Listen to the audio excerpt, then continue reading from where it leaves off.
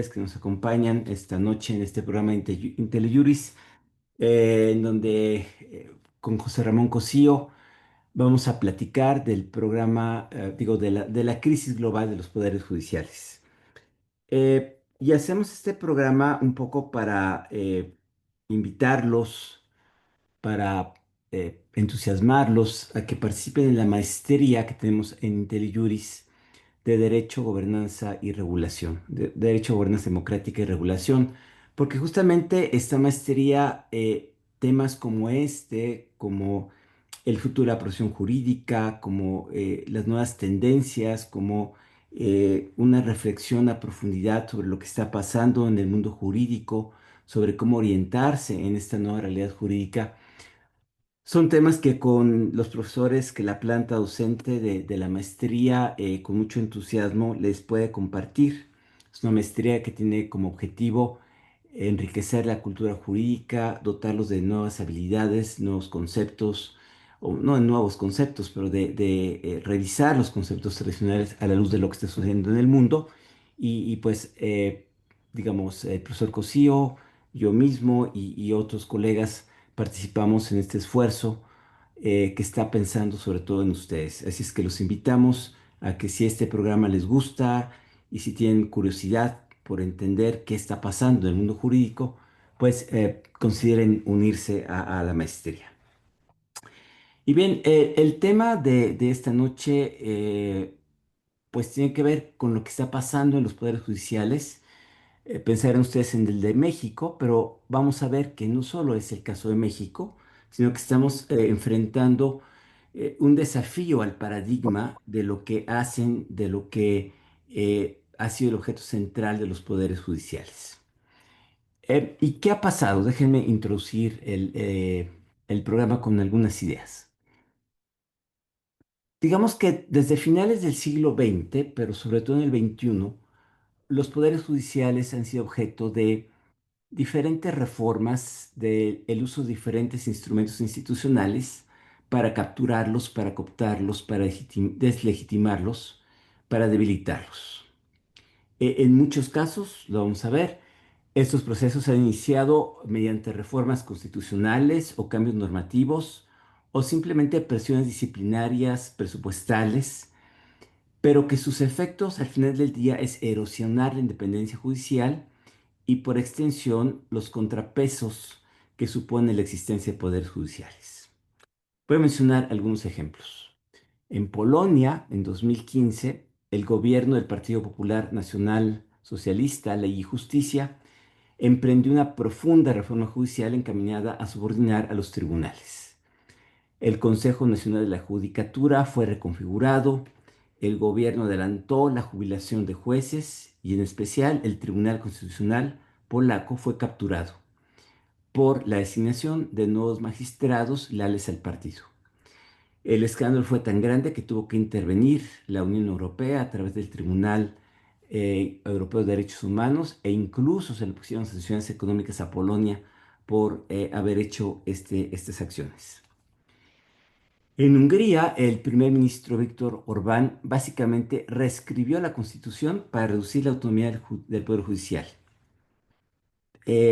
Un informe de una organización de la sociedad civil, eh, Libertades Civiles, denuncia de un patrón de interferencias políticas en la justicia en Italia, en Bulgaria, en Croacia, en Rumanía, en Eslovaquia.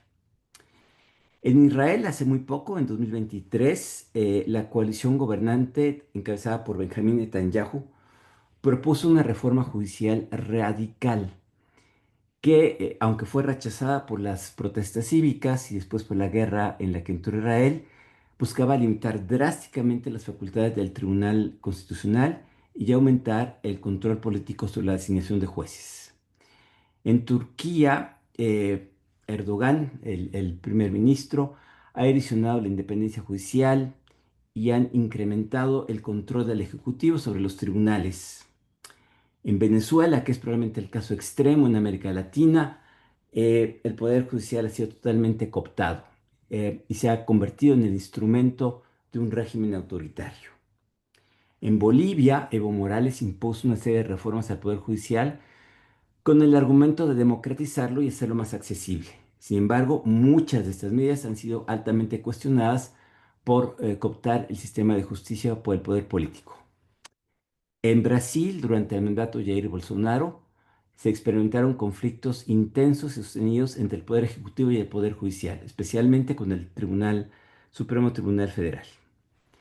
Estos enfrentamientos no llegaron a una cooptación, básicamente porque cambió el presidente, pero sí representaron graves tensiones institucionales. Bolsonaro acusó al Poder Judicial de ser un obstáculo a sus políticas, de interferir en la política electoral y formar parte de una supuesta élite corrupta que buscaba frenar la voluntad del pueblo. Si les resuena esto, ahí se las dejo. ¿Sí? En Estados Unidos estamos viendo un enfrentamiento muy fuerte entre jueces federales y el gobierno de Donald Trump, quien ha dicho claramente que los jueces no pueden controlar el legítimo poder del Ejecutivo. En ese país, la Suprema Corte ya fue cooptada por ministros conservadores designados por presidentes republicanos y va a ser muy interesante observar hasta dónde va a llegar esta subordinación, aunque ya le ha otorgado al presidente Trump varias victorias en diferentes frentes.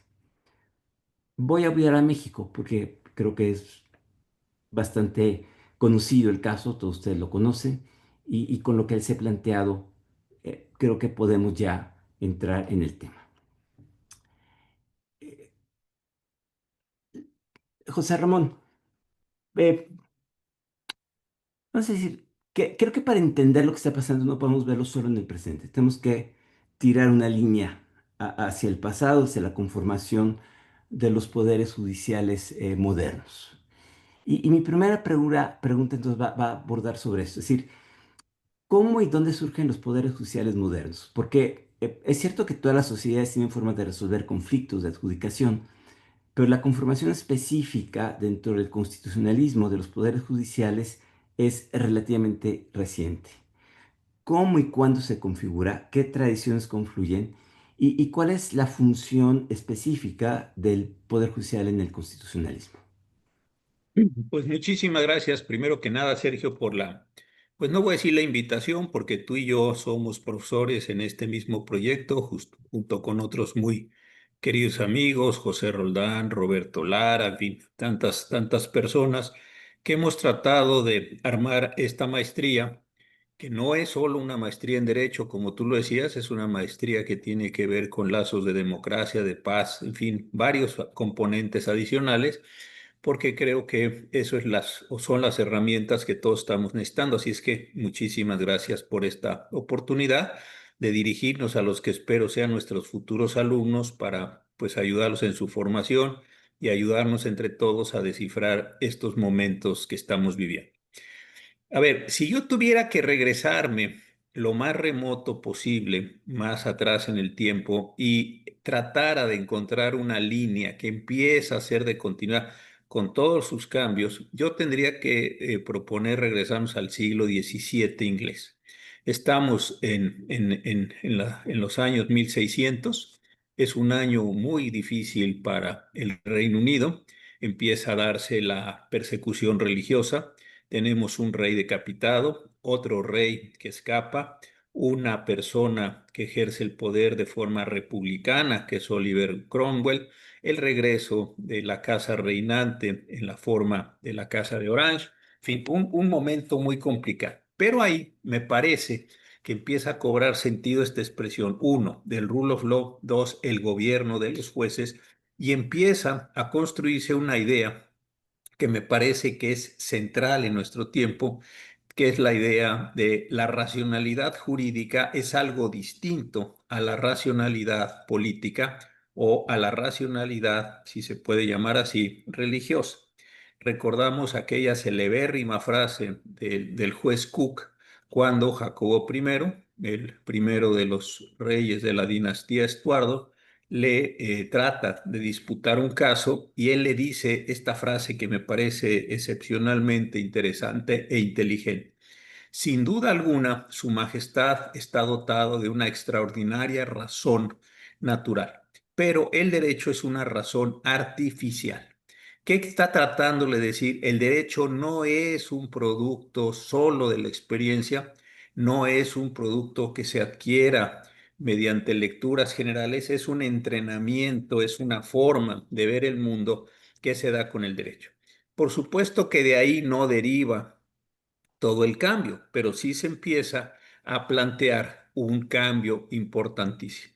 Y si recordamos en el capítulo del espíritu de las leyes de Montesquieu, justamente en el capítulo donde interpreta, relata, relaciona y reinventa el papel de los jueces, Montesquieu dice que los jueces son la boca que pronuncian la palabra de la ley. Ahí hay una conformación, una reconfiguración muy importante de los jueces porque y de la función judicial. Ahora, ¿qué es lo que encontramos en sistemas como el nuestro? En el sistema que le llamamos de Civil Law, romano-germánico, romano-canónico, Roman Law, Civic Law, etcétera. Lo que encontramos es un sistema de fuentes con todos sus problemas que está razonablemente bien jerarquizado. No es tan simple como mucha gente lo ha caricaturizado en la pirámide de Kelsen y de Merck, pero sí hay una idea general, constitución, leyes, reglamentos, todos los ordenamientos de las facultades reglamentarias. Y ahí lo que es muy importante entender es que los jueces lo que están haciendo es reproducir los conceptos establecidos por el legislador, estoy hablando del siglo XIX, y decir, bueno, si el legislador puso en la ley que tales o cuales actos van a ser sancionados con una pena de muerte y me traen a mí un caso que satisface esas condiciones de ese delito, bueno, pues yo como juez determino las condiciones de la pena de muerte. Y esto es una mecánica que son justamente en el sentido de Montesquieu y bajo la racionalidad de Cook, la boca que está pronunciando la palabra de la ley. Sin embargo, todos conocemos que hay un momento importantísimo en los Estados Unidos, es la Judicial Review con Sí. Marshall en la sentencia de Marbury contra Madison de 1803 y en Europa con la creación por Kelsen en la Constitución Austriaca de 1920 de un tribunal constitucional donde aparece un fenómeno nuevo y muy distinto. Y el fenómeno nuevo y distinto es este. Está bien, el legislador puede crear todos los supuestos, el legislador puede poner todas las condiciones, el legislador puede hacer todo lo que le parezca, pero si el legislador va en contra de las disposiciones constitucionales, los jueces pueden declarar la inconstitucionalidad de esas normas legislativas, de esas normas generales, por su mejor posición, por su jerarquía superior. Yo creo que este es el cambio final de la modernidad. Ya no son solo los jueces operando como máquinas, déjame decirlo así y decírselos a las personas que muy amablemente se han conectado, reproduciendo normas, sino de repente nosotros, los jueces ordinarios, en el caso de los Estados Unidos, ordinarios en el caso de México, con el control difuso, o los jueces concentrados en amparo, controversias o los modelos que existan en cada país, pueden decirle al legislador que a efecto de salvaguardar la norma de mayor jerarquía, están en posibilidad de declarar sus decisiones inconstitucionales o inconvencionales. Y aquí sí creo que esto es la modernidad, esto es lo que no teníamos y este es un producto, hombre, el maestro Fix nos enseñó a muchos de nosotros que este es un intento de Kelsen, apareció en la Constitución Republicana Española, en fin, sí, pero después de la Segunda Guerra Mundial es el modelo estándar del mundo y es precisamente contra los que se han pronunciado todos estos casos en el magnífico recuento que nos hiciste de Polonia, Italia, Israel, Turquía, y ahí es donde me parece que está, voy a ponerlo así para terminar, la contraofensiva de los o de los políticos a efecto, y regreso con Cook, de sustituir esa racionalidad jurídica por una racionalidad política. A ver, yo creo que lo has explicado estupendamente, pero hay algo que me falta en la ecuación, ¿sí? Y es en qué momento en este modelo corre junto con la democracia entendida como el gobierno de la mayoría. porque yo creo que si entendemos esta convergencia donde ya es el Estado democrático de derecho, ¿sí? Ahí es donde yo creo que vamos a encontrar parte de la explicación de la tensión que estamos viviendo. Buenísimo. Sí, Mira, yo creo que pones un punto que yo no lo señalé, pero tú lo extraes muy bien, querido Sergio, y es sí, este. El periodo de entreguerras, digamos, entre que acaba la Primera Guerra Mundial en el 18 y el año 46, 47, con los juicios de Nuremberg y los juicios de Tokio, que a veces se nos olvidan, que cierran sí, este ciclo, sí, es un momento increíblemente complejo, tanto que mucha gente lo está comparando con el momento actual. ¿Y qué acontece en ese momento? Se reconstituyen casi todos los nacionalismos y a cuento del nacionalismo o de los nacionalismos se eliminan a los contrincantes dentro inclusive de una nación. El nacionalsocialismo alemán se considera legitimado para eliminar, desde luego, a los judíos, que es un caso terrible que todos conocemos, pero también a las personas privadas de sus facultades mentales, a las personas que tuvieran preferencias sexuales distintas, a ciertos grupos étnicos, etc. En el caso de los italianos, acontece un poco lo mismo, en el caso español se llama el movimiento nacional y eso les permite a ese movimiento nacional con Franco a la cabeza perseguir a los republicanos y considerados enemigos y entonces viene un reverdecimiento, un rebrote, voy a decirlo así, de estas ideas nacionalistas. Y bajo esa impresión, entonces se piensa que se puede eliminar a todos los que sean distintos, a todos los que no compartan, a todos los que se declaren finalmente como enemigos.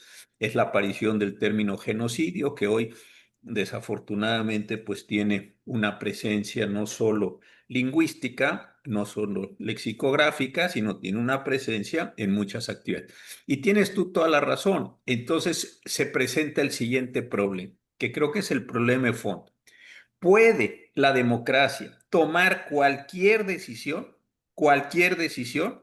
¿Por qué? Porque está legitimada por el proceso electoral mismo. Dicho de otra forma, ¿puede un partido político presentarse a una elección, obtener una mayoría de votos y con esa mayoría de votos decidir eliminar físicamente a todos aquellos que no hayan votado o que no estén de acuerdo con esa ideología? Este es el caso de la legitimidad que tuvo Adolf Hitler y el Partido Nacional Socialista, cuando todos lo sabemos, obtuvo una votación de 90 y tantos % en una elección que seguramente tuvo un amañamiento muy grande, pero también tuvo un desarrollo adecuado desde el punto de vista estrictamente electoral. ¿Puede entonces salir yo de una elección o cualquier persona, en mi hipótesis, en mi ejemplo, nada más como ejemplo, y decir, bueno, como yo tengo el 80, 70, 90%, porque tengo tantos millones de votos, yo puedo decidir que las personas que tengan un cierto fenotipo, que tengan una creencia religiosa, que tengan una preferencia sexual, que tengan un origen étnico, que tengan un proyecto distinto en nación, yo puedo ordenar conforme a la legitimidad democrática que me dieron las elecciones, puedo ordenar eliminarlos, aventarlos a todos al mar, electrocutarlos a todos o cualquier cosa atroz de las que hemos visto, o, y aquí viene el asunto importantísimo, hay límites. Y si hay límites, entonces viene la pregunta importante. Estupendo. ¿Cuáles son esos límites? Uno, ¿dónde se ponen esos límites? ¿Quién escribe esos límites? ¿Esos límites son movibles, son flexibles, son rígidos o no? Y tercero, ¿quién administra la interpretación de esos límites? Y como lo decías tú muy bien, esos son los tribunales constitucionales. Un tribunal constitucional decir, mire, déjeme usar este lenguaje como si fuera un diálogo, ya sé que esto no es posible, pero déjame usarlo así. Miren, señores de la mayoría, ustedes son mayoría y a nadie le cabe duda. Ustedes tienen rangos amplísimos de actuación, pero también tienen límites. Y a partir de aquí, si lo quieres ver en vertical o a partir de aquí, si lo quieres ver en horizontal, ustedes no pueden pasar. Y yo, Tribunal Constitucional, que no puede ser otra cosa que un conjunto de hombres y mujeres que han sido seleccionados para ese cargo, les vamos a decir hasta dónde pueden llegar y hasta dónde no pueden llegar, porque precisamente el paso por encima de esos límites acaba destruyendo a la propia democracia. Y esto, tienes tú toda la razón, es lo último que me falta de señalar, es lo que los personajes políticos que tú acabas de señalar de los distintos países, en México, en el mundo, etcétera, es lo que están diciendo. Como yo quiero llevar estas condiciones nacionalistas, estas condiciones bélicas, estas condiciones violentas por encima de cualquier restricción, entonces lo que hago es considerar que la democracia tiene una legitimidad tal que puede llegar hasta donde quiera y nadie la puede frenar y menos, y aquí es donde vienen todos esos calificativos, unas personas que son técnicas, formalistas, que no tienen legitimidad democrática. ¿Por qué? Porque la voluntad del pueblo no puede ser frenada, limitada, dirigida por este tipo de personas que lo único que tienen pues es una especie de legitimidad por el estudio o por ciertas condiciones. Yo creo que esta es la enorme, enorme disyuntiva de nuestro tiempo y la estamos viviendo y padeciendo en México y ahora sí que en el mundo. Ahora, digamos, en el recuento que haces, queda muy claro que, digamos, se asignó a los tribunales constitucionales, sobre todo en la expansión después de la Segunda Guerra Mundial, en prácticamente todos los países del mundo, no en todos, pero casi en todos, de tribunales constitucionales. Pero allí hay una pregunta que se planteó muy claramente poco antes de la Segunda Guerra Mundial, en el famoso debate entre Kelsen y Schmitt, ¿no? Donde Kelsen decía, es el Tribunal Constitucional, son los juristas, es la racionalidad jurídica, es esto que tú explicas muy bien, contra Schmidt que decía, no, no, no, no, es en realidad ni el judicial ni el legislativo, es el titular del Ejecutivo quien tiene las condiciones de ser el guardián de la Constitución, como lo decía él, ¿no? ¿Podrías abundar un poco en esta disyuntiva del órgano para después pasar a cómo se ve desde el presente, ¿no? Sí, no, Claro, no, otra vez es un problema importantísimo el que planteas, querido Sergio. Mira, yo lo que entiendo de Carl Schmitt es la pregunta que él se hace de ¿quién es el soberano?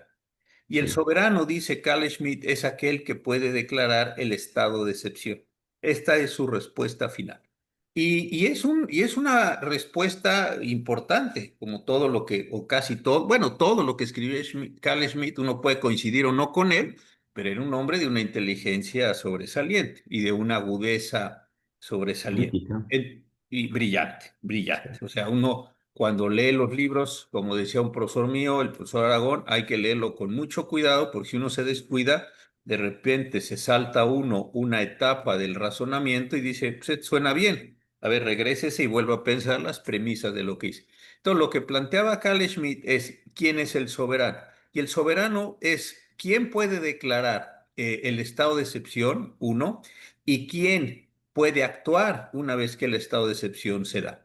Y ahí la cuestión es determinante de nuestro tiempo porque declarar el estado de excepción es poner en pausa, poner entre paréntesis, encorchetar, cada quien tendrá una metáfora para entender lo que estoy tratando de decir, que, todo el orden jurídico. Entonces yo defino, yo determino, yo señalo todo lo relacionado con la vida ordinaria de todas las personas que estén bajo un orden jurídico determinado. Si yo digo que esto se puede, y si no, no.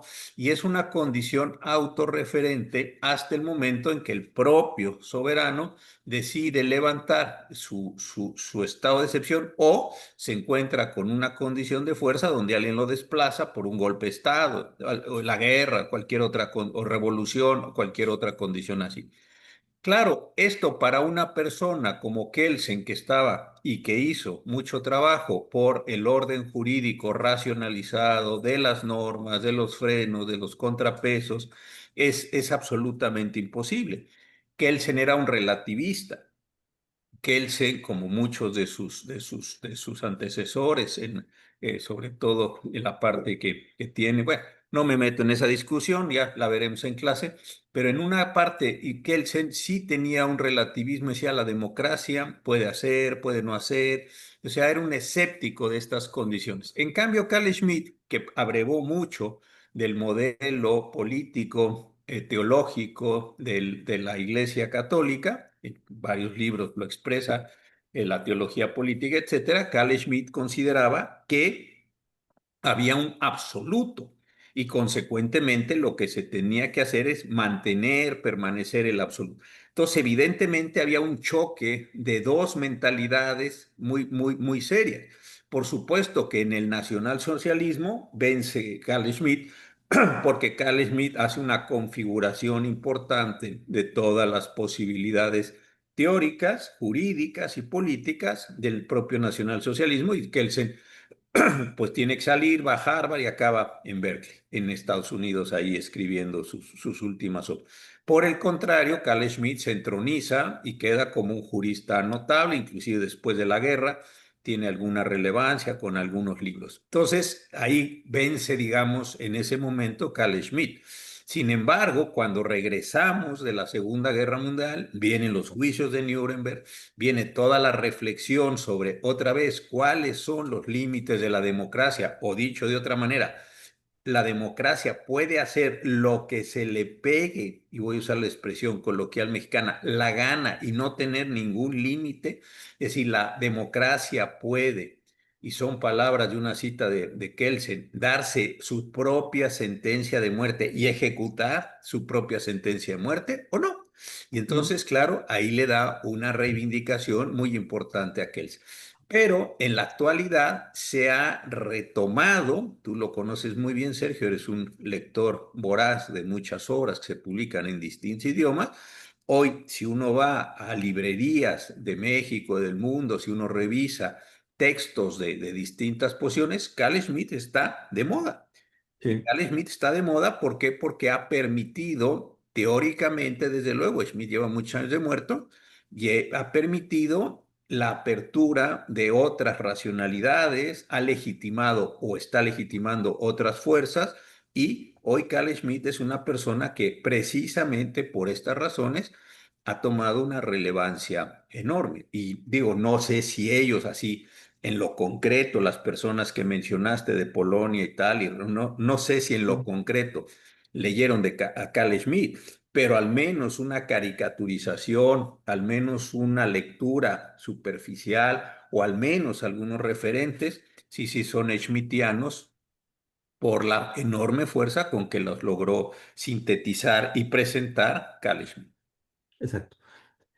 Ahora, vamos a decir, y ya creo que corre solito, es decir, ¿por qué no es en el largo plazo sostenible el modelo?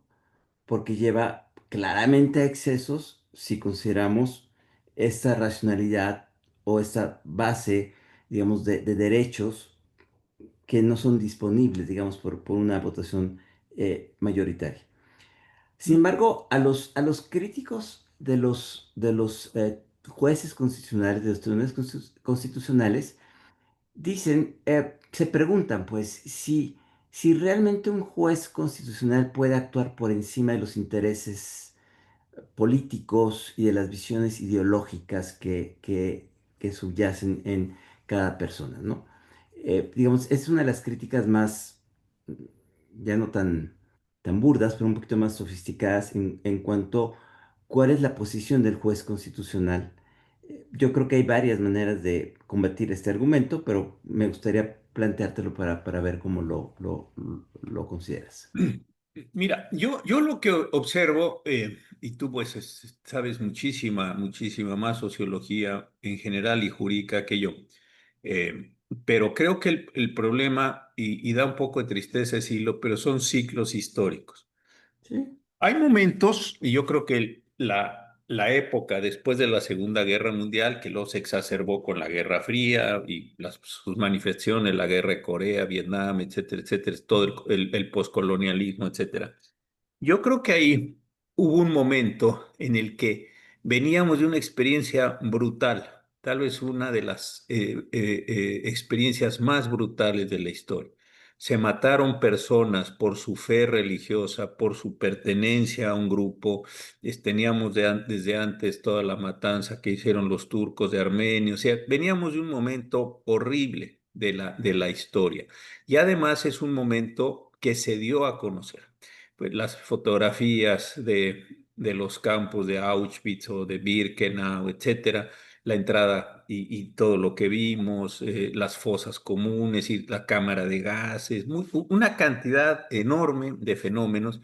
Yo creo que ahí vino un momento de detención, un momento de reparo, a decir, no podemos seguir en esto porque esto ha sido muy peligroso.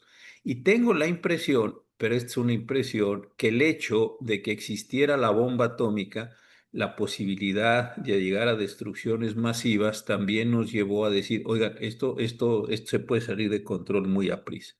Y entonces sí me parece que es este momento tan esplendoroso de Naciones Unidas, de los pactos económicos, en fin, con todo lo que se quiera de la presencia enorme de los Estados Unidos de una parte, de la Unión Soviética de la otra, etc.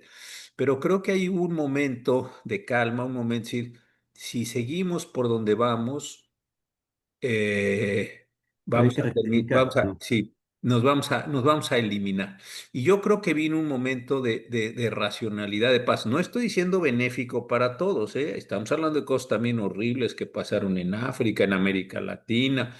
Es un periodo de enorme explotación económica. No estoy hablando de un momento perfecto donde se distribuyó, no estoy hablando simplemente que había unas categorías generales que se dan. Y creo que quienes asumían en las posiciones de los tribunales constitucionales en el mundo eran electos por esas razones y se comportaban en lo general, Ujú. también sé que hay excepciones y las podría mencionar, de manera distinta. Entonces, pero me parece que es un momento que en algunos años, décadas, siglos, cuando se escriba sobre época, creo que va a ser un momento donde hubo una racionalidad. Ahora, ¿qué es lo que aconteció? Yo creo que desde los años 70 finales y claramente en los 80 el modelo empezó a tronar por todos lados. Tuvimos el caso de los países no alineados, hubo una exacerbación de los problemas del poscolonialismo, en fin, una gran cantidad de asuntos que no es el caso aquí estar mencionando, pero esto me parece que empezó a presentar problemas. Y dos, me parece también que que ahora se está empezando a ver, hubo también una exacerbación de la idea de los derechos.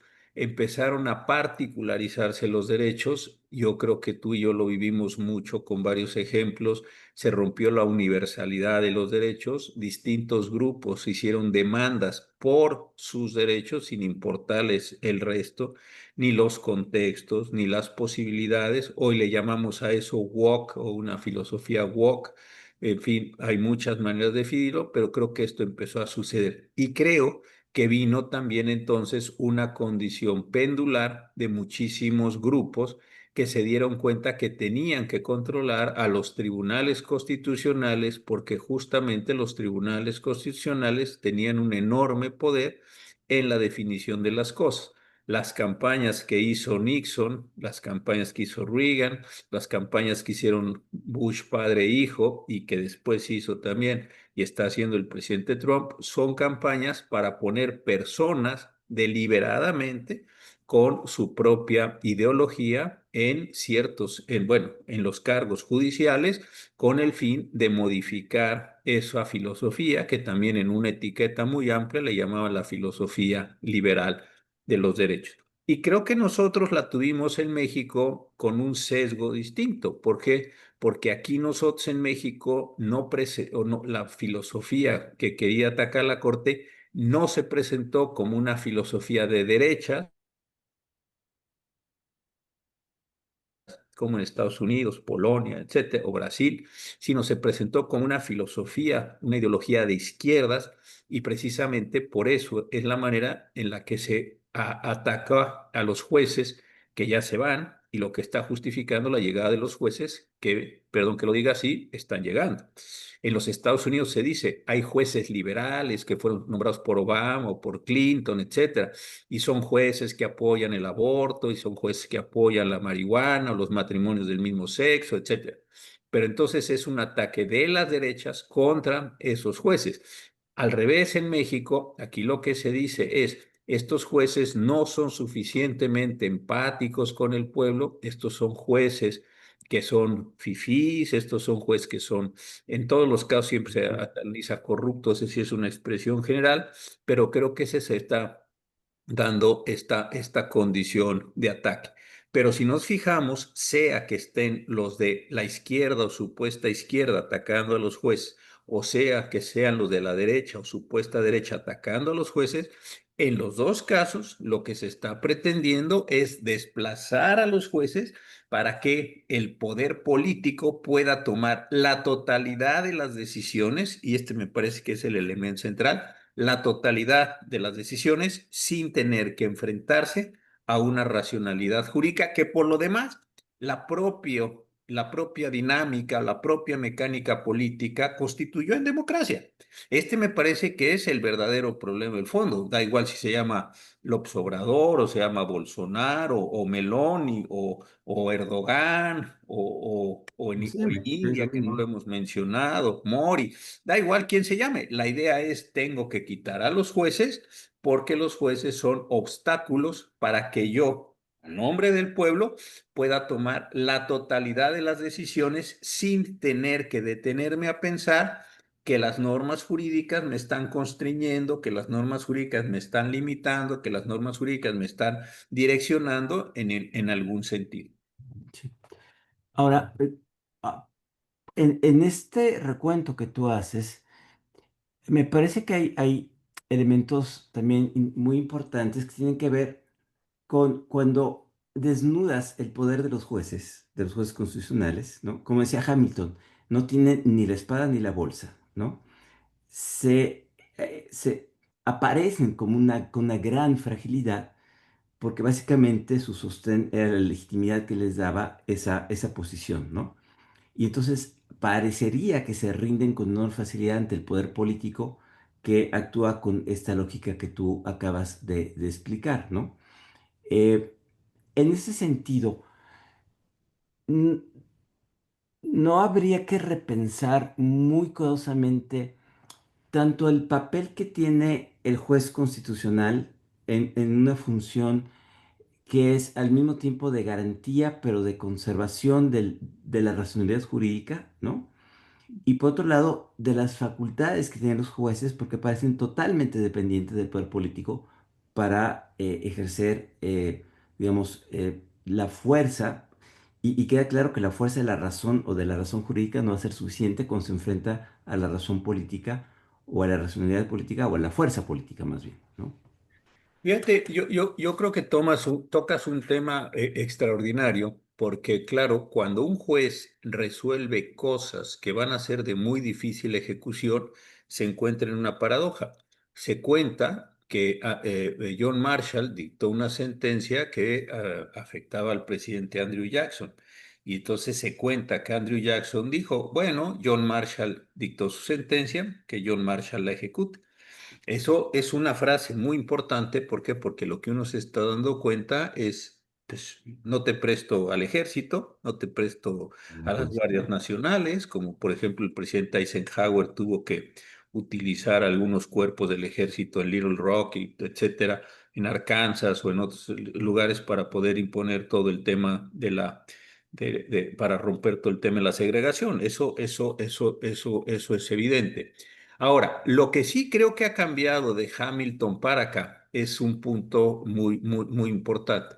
Los políticos cuando están en campaña o cuando están en el poder, les encanta hacer ofertas políticas y luego en muchos casos cumplirlas. Y entonces, por ejemplo, pueden decir, voy a poner ejemplos reales, ahora que yo llegué al poder, pues les voy a poner a todos ustedes un derecho a la salud o a la vivienda o al trabajo o al agua, a la educación. Bien, perfecto.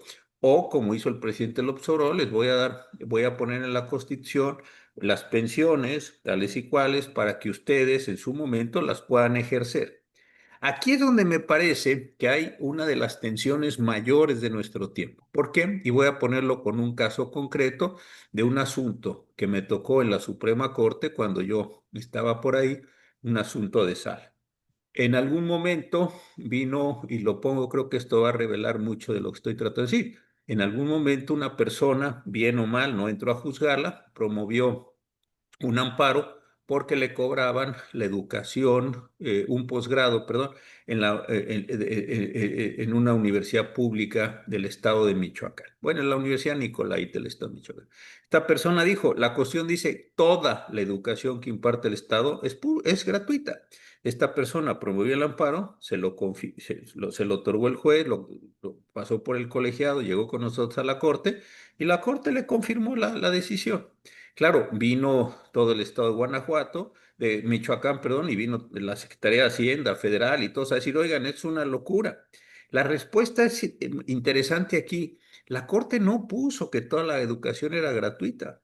La Corte no Ujú. puso que todas las personas tienen derecho al agua. La Corte no puso eso. Ustedes quisieron, una de dos, oponer directamente el derecho a la caución, escribirlo, o ratificar o celebrar un tratado del Estado mexicano que le otorga a las personas una enorme cantidad de derechos o de prestaciones materiales, lo que sea. Entonces, aquí también se presenta una paradoja que es muy curiosa y creo que no la hemos analizado suficientemente. Tú ahora con la pregunta lo estás haciendo. Y es, ¿cuál es el papel del juez?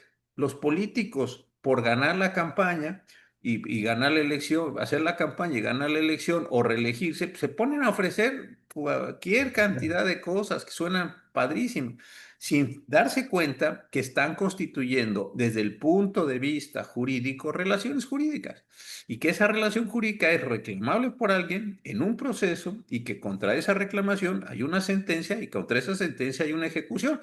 Y esa ejecución, si seguimos hablando de lo que estamos hablando, es contra presupuesto, contra partidas.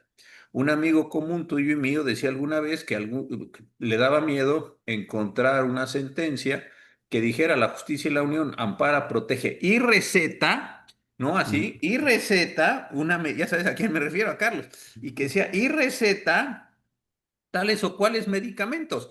Bueno, pero si yo soy juez y me dicen que las personas tienen un derecho a la gratuidad total y perfecto, cuando llegue alguien, mira, ¿tengo derecho? Sí, sí tengo derecho. Oiga, ¿de dónde voy a sacar el dinero? No, no sé. Eso yo le dicto la sentencia y esa sentencia yo impongo una ejecución y coactiva, que eso es lo que hace la sentencia, y la ejecutamos. Claro, el pagano de la fiesta va a ser el juez. Porque así, el señor juez es un irresponsable, ¿no sabe que no hay dinero? No, sí sé que no hay dinero. Entonces, ¿por qué la otorgó? Pues porque ustedes establecieron una relación jurídica y ese me parece que es uno de los temas y una de las trampas y uno de los problemas en los que los poderes judiciales del mundo han caído. Los poderes judiciales, por arrogancia, hay que decirlo, por las tareas que le impusieron, por la cultura que se generó de que todos los derechos para todos todo el tiempo sin restricción ninguna, por la idea woke que ahora se utiliza de decir derechos para todo, todo tiene un derecho, los seres vivientes, sintientes, todo tiene perfecto. Pero, Ahí hay un problema súper importante. Entonces, como esto, y con esto, en la reconfiguración que se tiene que hacer de esto, es decir, momento, pero también esa reconfiguración va a pasar por la política, no solo por la judicatura. sí. Hay dos preguntas recurrentes de quienes nos acompañan. Como ya estamos llegando casi al final, me gustaría plantearlas. Es decir, son tres. Hay una preocupación por lo que llaman la politización de los integrantes de los poderes judiciales. Una segunda por la independencia judicial y una tercera por qué va a pasar con el derecho en este contexto donde aparentemente los tribunales van a tomar, no, no lo sabemos en realidad, pero suponemos que pueden tomar algún sesgo de carácter político, abandonar la racionalidad jurídica pura, ¿no? Son tres preguntas Bueno, yo complicadas. podría dar dos respuestas. La primera es pues, que se inscriban a la maestría porque vamos a Sí. elaborar mucho de esto. Esa es una respuesta. Y la segunda es ir por una. A ver, yo creo que estamos en un punto central, el primero, vamos, a la politización de los integrantes. ¿Por qué? Porque los integrantes del nuevo Poder Judicial, muchos cargos, en fin, lo que ya sabemos, la mitad de lo que ya sabemos todos aquí, pues sí, evidentemente tienen que tener un alto grado de politización para decidirse participar en una elección, politización para salir a, Compañía. a campaña, para ofrecer cosas en campaña, para identificarse con unas personas y para permitir o ser anuentes, y lo digo sin chistes ni nada, para que su nombre esté en un acordeón. Es decir, todo eso es un proceso de politización. Ahora, ¿puede ser un juez apolítico? Yo creo que no, ni ahora ni nunca, pero hay distintas maneras de entender la política. Se puede entender la política como como un entendimiento de que hay influencia sobre el bien, sobre la cosa pública, ni siquiera digo el bien común para no darle una connotación, pues sí, esa es una forma de entender. Es decir, señor ministro, cuando me puede decir, cuando usted estaba en la corte, ¿usted sabía que sus sentencias podían tener una influencia política? Claro que sí. Si yo votaba en un sentido o en otro, sabía que ciertos segmentos de la población iban a tener una, un beneficio ideológico o material y otros no, eso es obvio. Entonces sí había un sentido de política, sí, pero lo que está preguntando el compañero o la compañera es la politización de los integrantes y esto sí creo que es nuevo porque tuvieron que salir a hacer campaña, tuvieron que aceptar hacer campaña. Y no sé, y ojalá no suceda, pero también hubo inversión, hubo gasto sobre ellos y espero que no consideren ellos o quienes les dieron el dinero para hacer campaña, presentarse en la campaña o estar en un acordeón, que hay algún tipo de vínculo, ya ni siquiera hablo de corrupción o de otros intereses, simplemente de un vínculo ideológico con quienes los colocaron en el cargo.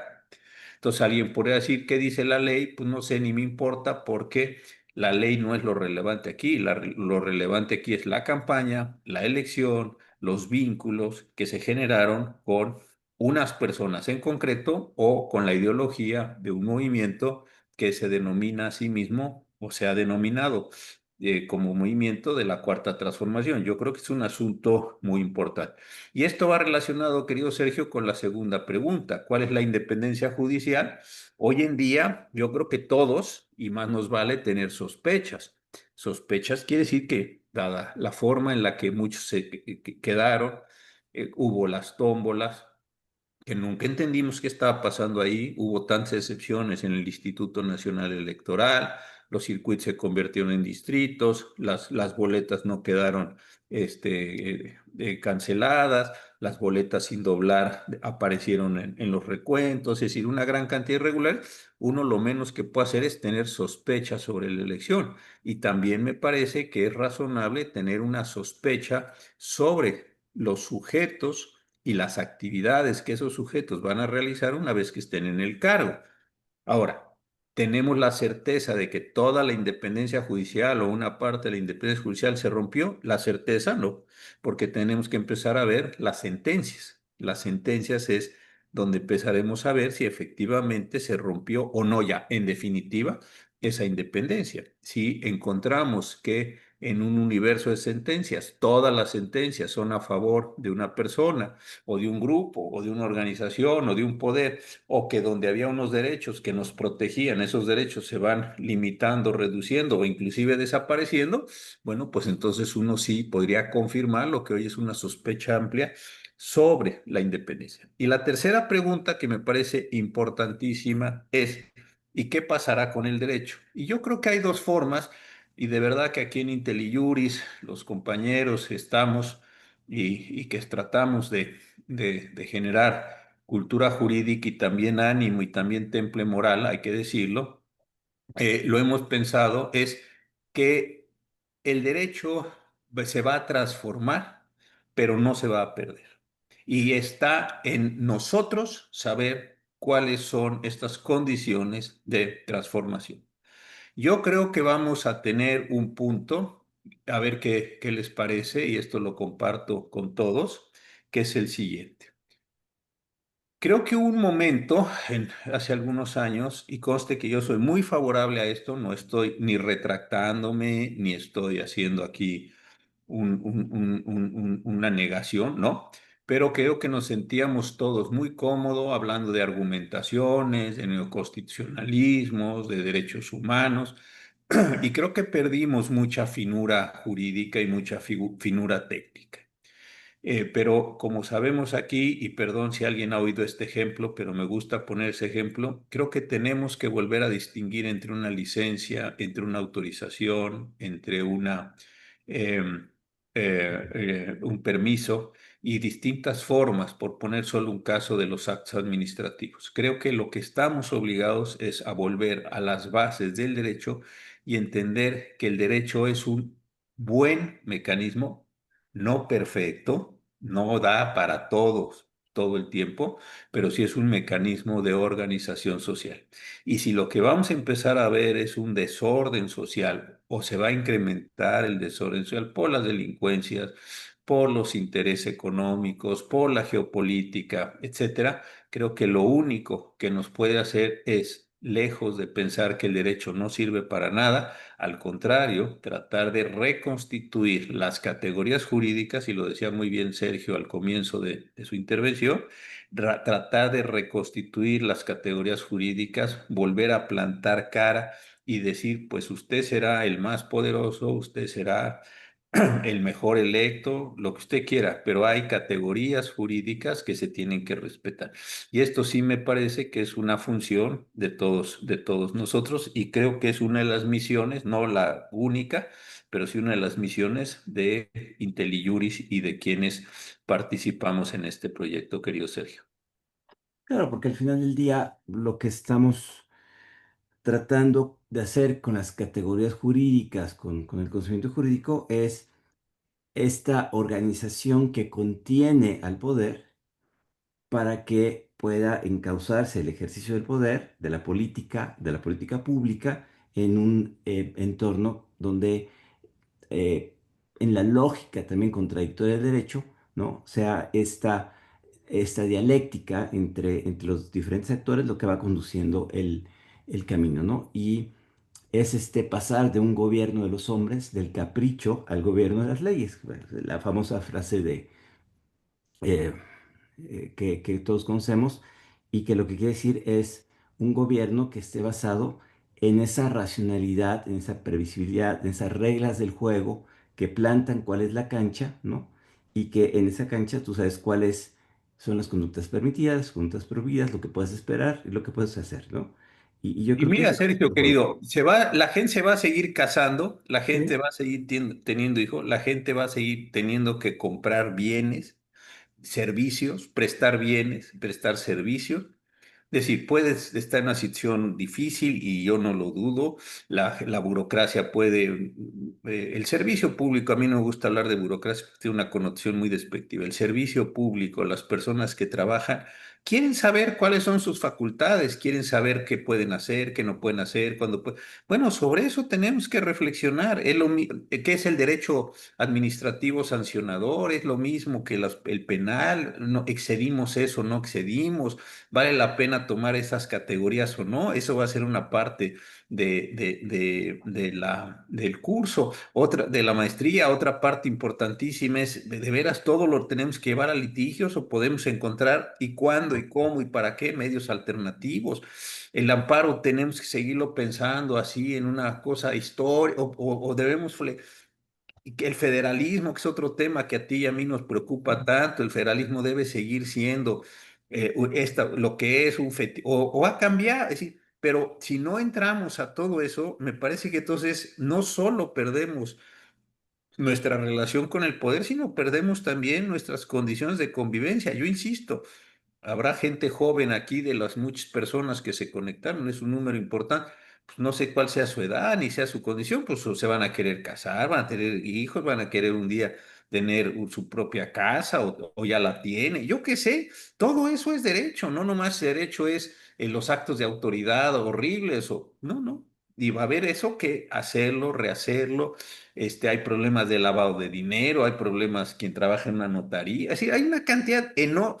Y sobre eso hay que formarse, hay que abrir la capacidad y hay que empezar a generar un nuevo pensamiento jurídico, como se ha generado muchas veces en la historia. Y eso sí, a partir de un temple moral que diga, bueno, yo voy a seguir hablando, yo voy a seguir señalando en la medida de mis posibilidades. Yo creo que eso es lo que estamos tratando de hacer en este proyecto, mi querido Sergio.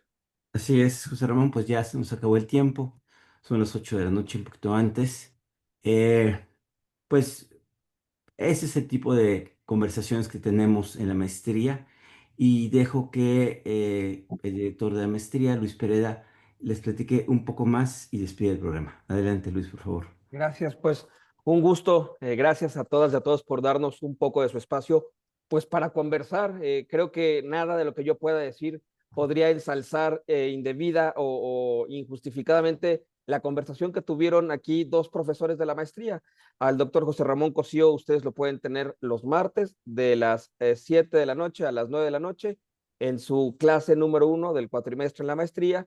Y al profesor Sergio López Ayón, ustedes lo pueden tener en su último cuatrimestre de la maestría, 18 meses, absolutamente en línea, los precios extraordinariamente razonables. Verán que este precio, el costo de esta maestría está muy, muy por abajo de esos programas que ustedes seguramente han visto en otras universidades que no tienen forma de ser pagados por una persona que trabaja o que mantiene a su familia, etcétera. IntelliJuris, pensando en eso, puso un punto de equilibrio bajo para que la maestría sea atractiva para más personas y todas aquellas también personas que nos acompañan del resto de la República, pues podrán encontrar ahí una ventaja, es decir, no tienen que trasladarse a la Ciudad de México para tomar una excelente maestría. En fin, yo no robo más tiempo, simplemente agradecerle a nuestros dos profesores esta conversación viva, vibrante. Aunque usted no esté pensando en nuestra maestría, espero que haya disfrutado esta conversación. Vendrán más, pero sin lugar a dudas, si esto se puede hacer en redes sociales, tuvimos casi 100 personas en Twitter y en Zoom en una hora, imagínense lo que se logrará en la secrecía de un salón de clases con 30 personas conversando de este tema con el profesor. Y los invito a que puedan aprovechar el descuento que hay del 15% global, es decir, usted se inscribe hoy a su maestría, antes del 15 de julio se inscribe a su maestría y verá que el precio económico razonable de la maestría se reduce en un 15% en absolutamente todos los pagos, no solo es la inscripción, es toda la maestría. En fin, lo dijo el doctor Cosío muy claro, la vocación no simplemente es hacer un programa para que usted tenga un título de maestría, la vocación es hacer un programa que se adapta a los nuevos tiempos del derecho, poner a los mejores profesores de derecho para discutir los problemas que parece que ya se acabaron porque ya se acabó el derecho, cuando en realidad nada de eso es verdad. Lo dijo muy bien, la vida jurídica continuará, solo que ahora las aproximaciones serán otras. Muchísimas gracias, de verdad, doctor Sergio López Ayón, doctor José Ramón Cosío. La conversación sigue, pero sin lugar a dudas, el acento y el condimento lo ponen ustedes de una manera fundamental. Muchísimas gracias y a todas las personas que nos siguieron, tanto en Zoom como en redes sociales, por favor, no olviden visitar la página de IntelliJuris, anímense a inscribirse. Si tienen dudas, pueden presentar sus dudas a través de WhatsApp, el WhatsApp de IntelliJuris que aparece en su página, en sus redes sociales, y ahí de inmediato serán contestadas. Muchísimas gracias, muy buenas noches a todos, que Buenas estén muy noches. bien.